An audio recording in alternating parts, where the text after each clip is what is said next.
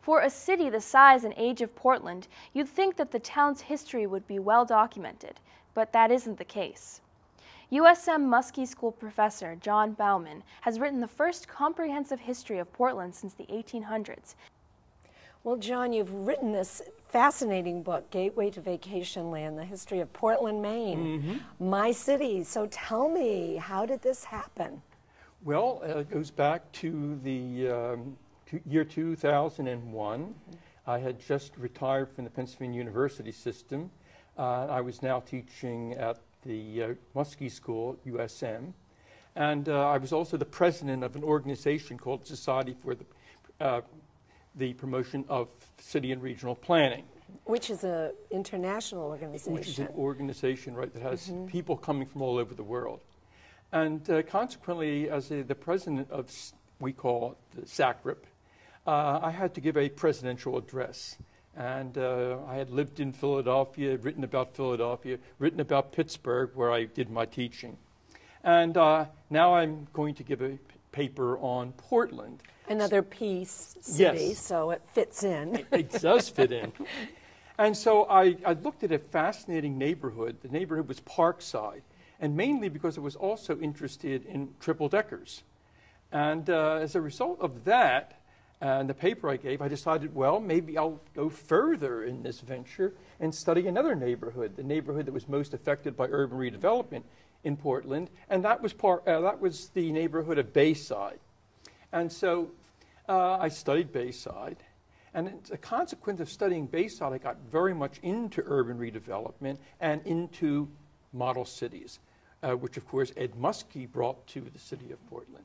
And after and looking at model cities, I discovered that model cities, Portland was the model city. Almost the whole city was the model city, with the exception of Munjoy Hill and Bayside, which had already been developed. And as a result of that, I decided that, my God, maybe I better look at the whole city. So you wrote a whole history. Well, the last full history of Portland, Maine, the kind of study that I did, was done actually by William Willis in 1865, right before the fire of 1866. So it was definitely time for an update. So it was time for an update.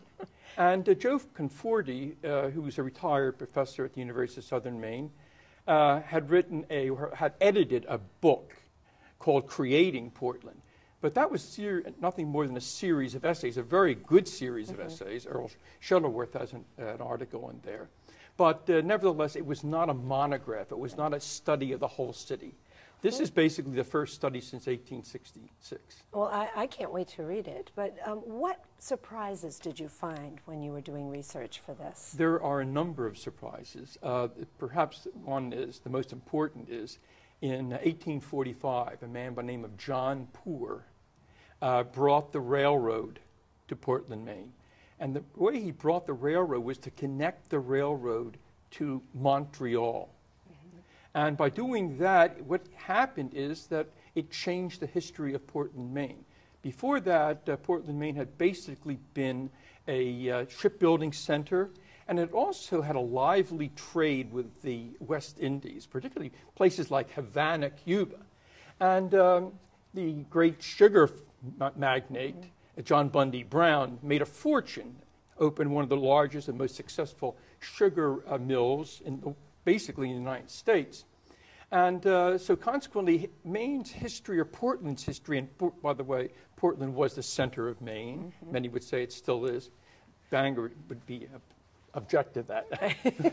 But anyway, that was their future. Their future was in commerce.